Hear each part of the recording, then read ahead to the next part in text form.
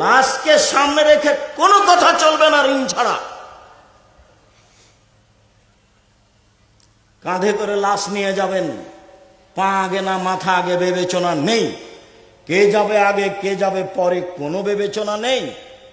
রাস্তায় খাট নামাতে হবে হিসাব নেই, কাঁধ পরিবর্তন করতে হবে হিসাব নেই। প্রয়োজনে 10 বার কাঁধ পরিবর্তন করুক, তাতে আসে যায় না। যেই দিকে পা থাকে সেদিক থেকে লাশ নামাতে হবে, পশ্চিম দিক থেকে নয়। বিসমিল্লাহ আলা মিল্লাতি রাসূলিল্লাহ সাল্লাল্লাহু আলাইহি সাল্লাম বলে লাশ নামাতে হবে। হাত দুই দিকে থাকবে, বুকের উপরে রেখে নামাজি দেখানো যাবে না, এটা বিদআত। দুই পাশে হাত রেখে আপনি কাফনটা পরাবেন। এবার এখন আপনি কবরে নামাচ্ছেন, পুরো লাশটাকে ডান কাঁধে রাখতে হবে, কবরের ওয়ালের সাথে লাগিয়ে দিয়ে ডান কাঁধে করতে হবে। চিৎ করে রেখে মুখটা কেবলামুখী করতে হবে। কেবলামুখী করলে মানুষ ডান কাতে শয় না।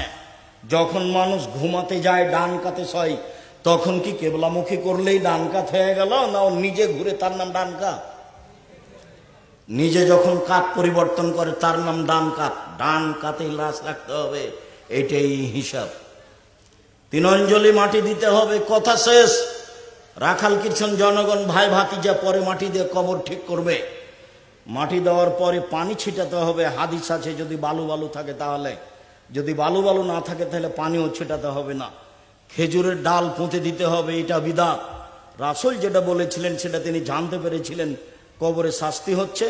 বলা হয়েছিল তাকে 2টা খেজুরের ডাল, আপনি একটা খেজুরের ডাল ভেঙে 2টা দিয়ে দেন, শুষ্ক হওয়া পর্যন্ত শাস্তি লাঘব হবে। তাই তিনি করেছিলেন। আমাকে করতে হবে এই কথা নয়। লাশ রেখে দিয়ে মাটি দিয়ে চতুর্দিকে দাঁড়িয়ে দোয়া করতে হবে, এটা বিদআত। তার ছেলে আছে, ও একটু পরে সবাই চলে যাবে, তখন হাত তুলে দোয়া করবে। এতক্ষণ যে জানাজা হয়েছিল তারই নাম ছিল দোয়া। অনেক গুরুত্বপূর্ণ দোয়া ছিল। আল্লাহুম্মা গফির লাহু, আল্লাহ তুমি তাকে ক্ষমা করো। ওয়ারহামহু, তার প্রতি রহমত নাযিল করো। আফিহি, তুমি তাকে মাফ করো। আফি আনহু, আকরিম নুজুলাহু, তুমি তাকে দামি সম্মানী খেতে দাও। ওয়াসমাদ খালাহু, তুমি তার থাকার জায়গা প্রশস্ত করে দাও। ওয়াকসুবিল মা'i ওয়াসাল জল বারাদ কমানা কাইতা সাবলা বিজমিনাদ দানাস, তুমি তাকে ঠান্ডা স্বচ্ছ পানি দিয়ে ধুয়ে পরিষ্কার করে দাও, যেমন ভাবে সাদা কাপড়কে ময়লা থেকে ধুয়ে পরিষ্কার করা হয়। আব্দুল্লাহু দারান খায়রা মিন দারিহি, দুনিয়াতে যেই বাড়ি ছিল তার চেয়ে সুন্দর বাড়ি দাও। আহলান খায়রান মিন আহলিহি, দুনিয়াতে যেই পরিবার ছিল তার চেয়ে সুন্দর পরিবার দাও। জাওজান খায়রান মিন জাওজিহি, দুনিয়াতে যে স্ত্রী ছিল তার চেয়ে সুন্দর স্ত্রী দাও। আদখিলুল জান্নাহ, তুমি তাকে জান্নাতে প্রবেশ করাও। ওয়াইদহু মিন আযাবিল কবর ওয়া মিন আযাবিন নার, তুমি একে জাহান্নামের শাস্তি থেকে বাঁচাও, একে তুমি কবরের শাস্তি থেকে বাঁচাও। এটি ছিল জানাজা। তো এখন সবাই মিলে হাত তুলে দোয়া করছেন। এখন তো বিদআত হলো, এটা আপনি তার উপকার করলেন কি দিয়ে? আল্লাহুম্মা গফির লিহাইয়িনা, আল্লাহ যারা আমাদের জীবিত তাদের ক্ষমা করে দাও। ও মাইয়াতিনা, যারা মারা গেছে তাদের তুমি ক্ষমা করে দাও।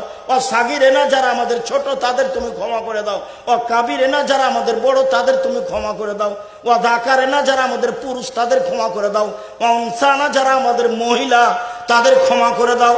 যারা জানাজা এসেছে তাদের ক্ষমা করে দাও, যারা জানাজা আসেনি তাদের ক্ষমা করে দাও।